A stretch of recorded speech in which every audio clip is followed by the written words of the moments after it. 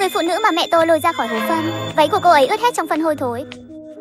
Cho dù mẹ tôi có kéo thế nào, cô ấy cũng không chịu đứng lên. Cho dù hỏi cô ta cái gì cũng không nói một lời. Nàng chỉ là ngốc nghếch nhìn bốn phía, không có gì trong mắt. Người trong làng đều bịt mũi. Đây là đâu ra nữ nhân thối tha, bẩn chết thì để hắn chết trên cánh đồng phân. Nó cũng có thể cung cấp phân bón cho cây trồng, nhưng mẹ tôi lại không thể tàn nhẫn. Bà ấy đã quen với công việc nông trại, kéo người phụ nữ này về nhà. Người trong làng cười nhạo bà ấy là một người ngốc. Bữa cơm nhà mình còn chưa đủ ăn, lại nhặt về người phụ nữ câm. Mẹ tôi không quan tâm. Bà ấy vẫy tay với tôi và nói đi đốt một nồi nước nóng để tắm rửa cho cô ta. Nhà tôi có mùi phân. Cũng may là bố tôi không có ở nhà, nếu không lại phải mắng mẹ tôi. Tôi vội vàng mang đến một thùng nước nóng giúp phụ nữ tắm rửa.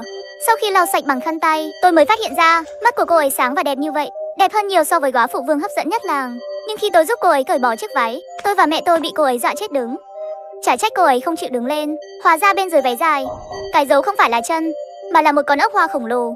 Vòng eo của người phụ nữ này giống như lớn lên từ miệng ốc, ra khỏi vỏ ốc cứng. Dường như còn có thể nhìn thấy thịt ốc sên ẩn ẩn hoạt động. Mẹ tôi kinh ngạc nói chẳng lẽ không phải là nhặt về một cô gái ốc sên sao? Tôi tò mò hỏi mẹ tôi, cái gì gọi là cô gái ốc sên? Chính là loại này người phụ nữ không có chân chỉ có vỏ sao? Bà ấy nghe thấy vậy, che miệng tôi lại đi. Rửa sạch cơ thể cho cô ta trước đã. Buổi tối khi bố tôi về, vừa vào cửa thì chửi thề.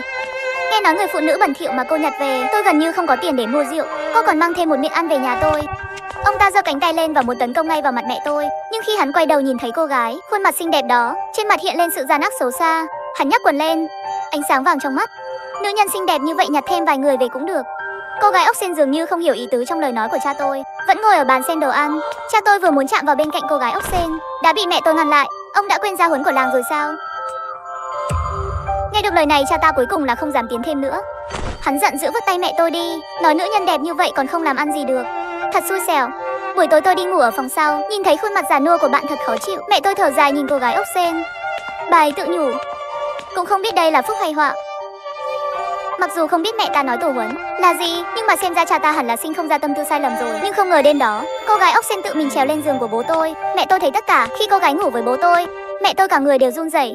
Bà ấy mắng chửi giống như đánh nhau với cha, đến mấy cái tát mới khóc dừng tay lại. Cha ta không để ý nói, người phụ nữ mà cô tự mang về cho tôi, tại sao cô lại tức giận vì chuyện này? Nói xong ông ta xoa dịu sự mềm mại trước ngực người phụ nữ khỏa thân, lâu không chịu buông tay. Tôi nhìn người phụ nữ trên giường, mặt cô ấy hồng hào như được nuôi dưỡng.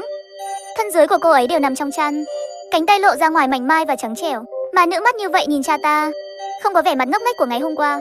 Nó còn không có chân, làm sao có thể đến tận giường của cha tôi? Mẹ tôi khóc lóc chạy đến nhà thôn trưởng, nhưng đổi lại tất cả đều là tiếng chế giễu. Ngươi ăn cái gì mà ghen tị với một người phụ nữ trên cánh đồng phân? Ngoài ra, bạn đã phải mang nó về nhà. Điều này cũng không trách người đàn ông nhà mình được. Cha ta ngậm điếu thuốc đứng ở phía sau đi tới. Ông ấy nói, các người chưa từng nếm mùi vị của cô gái ốc sên đó. Hút một hút vừa chặt vừa linh hoạt. Một người đàn ông chưa thử lần nào, còn có thể coi là đàn ông sao? Người dân trong làng nghe thấy hai chữ phụ nữ ốc sên, tất cả đều thay đổi sắc mặt. Cô gái ốc sên, đó không phải là truyền thuyết. Cái nào nói chính xác? Vậy tổ huấn đã qua bao nhiêu năm rồi? Có lẽ tất cả đều viết bừa bãi. Những người đàn ông đó cuối cùng vẫn không nhịn được, kéo tôi hỏi thêm, phụ nữ ốc sên nói như thế nào? Nhìn họ với ánh mắt dục vọng. Sau lưng tôi toát mồ hôi lạnh.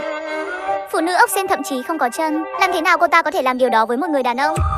Cha tôi khoe khoang với mọi người những ngày thần tiên mà bạn sống mỗi đêm. Không bao lâu sau, vài người đàn ông gan dạ trong làng lén vào nhà tôi. Anh trai, hương vị ngon cũng phải để các anh em nếm thử. Nói xong đi, họ nhét mấy bao thuốc lá vào túi của cha tôi. Mẹ tôi nghe được lời này tức giận quay đầu đi. Cha tôi từng cầm điếu thuốc hào phóng vẫy tay cho những người đàn ông đó vào phòng. Sáng hôm sau, họ cùng cha tôi khoác vai nhau khen ngợi. Hương vị của cô gái ốc sên này quả nhiên không thể tin được. Tôi chưa từng thấy phụ nữ nào tham lam như vậy. Đêm qua cô ta kéo thằng em tôi, cũng không chịu buông ra.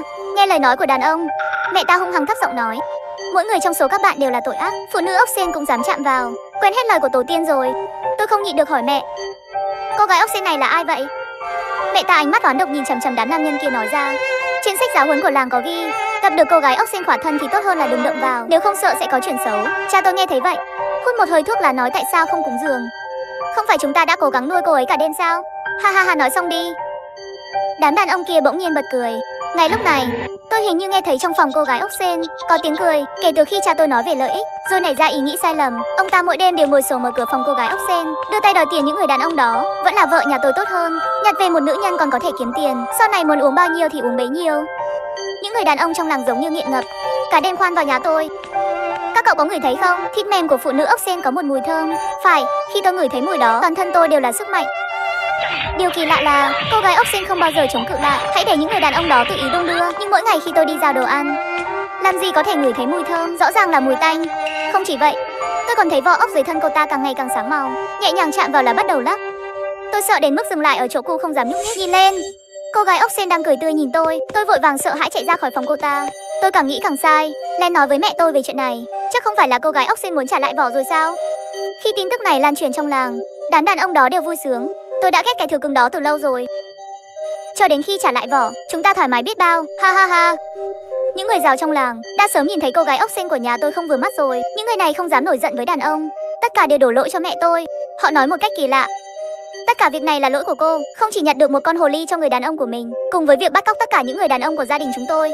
Chính xác, thật là chó không thể thay đổi việc ăn phân, hãy nhớ lấy điều đó. Mẹ ta nghe được lời của vương của phụ, tức giận run rẩy. Năm đó nếu không phải người nói dối nữ hoàng, có thể gây ra chuyện lớn như vậy không? Góa phụ vương nhướng mày khi nghe lời này, miệng bắt đầu nói những lời không sạch sẽ. Tôi nhanh chóng kéo mẹ tôi về nhà.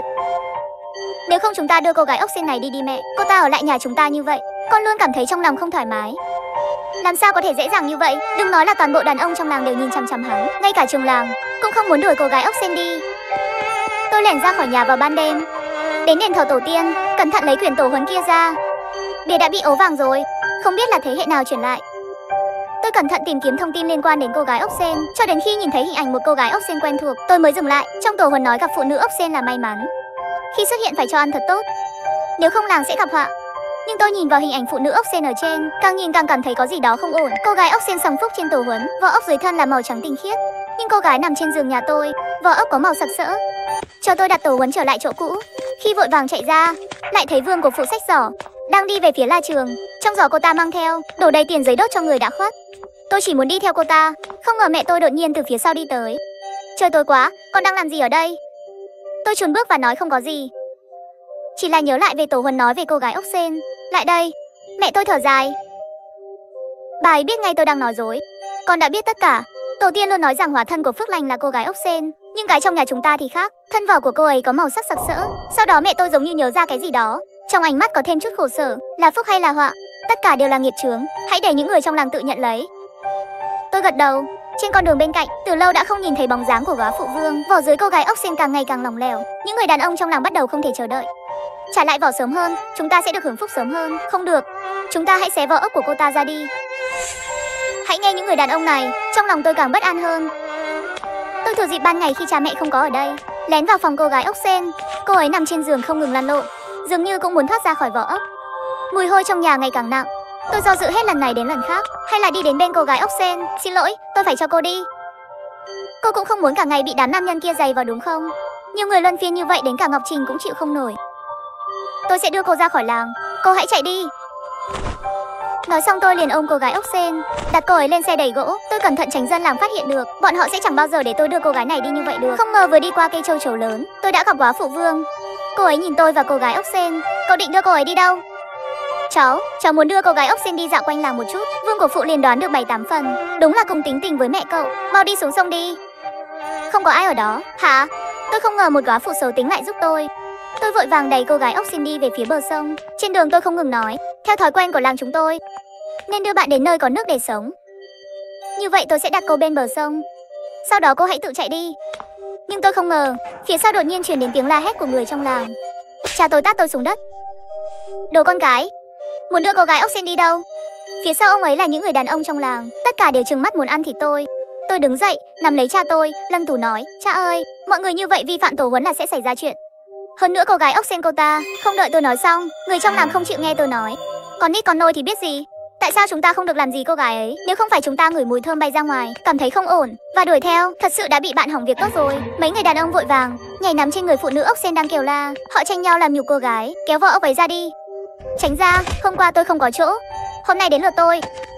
Trong cuộc tranh giành không biết là ai dùng sức kéo đến vỏ ốc dưới người phụ nữ. Một tiếng, vỏ ốc bị rơi. Cô gái ốc sên lần đầu tiên phát ra tiếng kêu đau đớn trong miệng. Những người đàn ông đều dừng tay, chỉ thấy phụ nữ ốc sên thân biến thành mấy miếng thịt mềm. Mắt vỏ ốc đi, cô ấy đang vặn vẹo muốn bám vào cái gì đó. Những người đàn ông phát điên khi nhìn thấy cảnh này.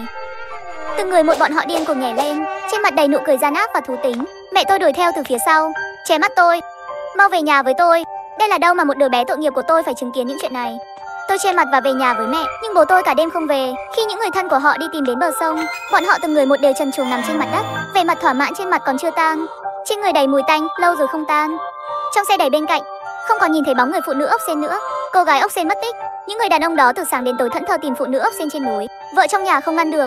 Đừng quan tâm đến tôi, nếu cô gái ốc sên không tìm lại được, ngày này còn có sức gì nữa. Tôi không tin cô ta là một cô gái không có chân, có thể thật sự chạy ra ngoài. Nhưng họ đã tìm quanh làng, chỉ là không tìm thấy nửa phần bóng của cô gái ốc sên. Mặc dù phụ nữ ốc sên đã biến mất nhiều ngày rồi, nhưng tôi vẫn có thể ngửi thấy nó trong làng. Đó là mùi hôi thối, dường như nó đến từ những người đàn ông này. Dần dần, người đàn ông trong làng chúng tôi hình như mắc một căn bệnh lạ. Lúc đầu, họ chỉ gãi cơ thể. Ngay cả cha tôi cũng luôn nói như vậy, nhưng không thể nói cụ thể là đâu. Cho đến sáng hôm đó, bố tôi tỉnh dậy tìm thấy một con bọ trắng mảnh mai chui ra từ lỗ mũi. Mẹ tôi nhìn thấy suýt ngất xỉu tại chỗ. Mẹ tôi mang con sâu trắng kia muốn đến nhà bác sĩ trong làng hỏi, nhưng không ngờ nơi đó sớm đã đầy người. Chú Vương bên cạnh sắp vào nát hốc mắt rồi. Tôi nhìn một con bọ trắng. Từ đáy mắt của hắn khoan ra sự sợ hãi này không có cách nào làm cho tất cả người dân trong làng thờ hổn hển. Đây là bệnh dịch gì vậy? Mấy người đàn ông bên cạnh cũng sắp sửa cào nát mặt mình. Họ sợ giống như chú Vương, nhanh điên cuồng đập cửa nhà thầy thuốc. Từ Bà mở cửa nhìn thấy dáng vẻ của đám đàn ông này, trên mặt dường như không có nhiều bất ngờ. Từ Bà, mau cho chúng tôi xem chuyện gì đang xảy ra. Người đàn ông nhà tôi đây là bị bệnh hay là chúng ta? Từ Bà lạnh mặt nói, các người tự mình làm tội ác. Giờ mới biết sợ. Năm đó chính là như vậy gây rắc rối. Bây giờ vì vui vẻ hay là chết không thay đổi. Năm đó rốt cuộc xảy ra chuyện gì? Tôi nhìn vết thương cũ trên trán mẹ tôi, không biết có liên quan gì đến những gì bà Từ nói không? Khi bạn hạnh phúc một thời gian dài thì quên hết tổ huấn ở sau đầu rồi sao? Đám đàn ông kia nghe được lời của Từ Bà, cuối cùng cũng bắt đầu có chút bối rối. Vậy chúng tôi cũng rất ngon bà ngon để cung cấp cho cô ấy. Phụ nữ ốc sên tặng phúc không phải là tặng phúc cho chúng ta sao? Lắc đầu và nói, cái gì phụ nữ ốc sên tặng phúc? Các ngươi bị mù à? Phụ nữ ốc sên sẽ tặng phúc là khi thuần khiết và hoàn mỹ nhất. Các người nghĩ kỹ lại xem người phụ nữ nhặt về phải không? Lúc này mọi người mới phản ứng lại có gì đó không ổn.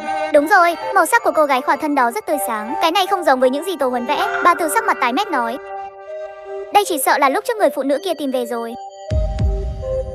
Nghe thấy vậy, cha tôi tức giận mắng mẹ tôi, con khốn mày xem đi. Nhìn xem, có phải mày cố ý nhặt nó về không? Chúng ta có thể trở thành như ngày hôm nay đều là do mày làm hại. Những người còn lại trong làng cũng nổ tung. Nỗi nhớ năm đó, hắn là người đã mang về cho làng một con hồ ly, bây giờ lại nhặt được một cô gái ốc sên không rõ danh tính để hại mọi người, chắc chắn là cố ý.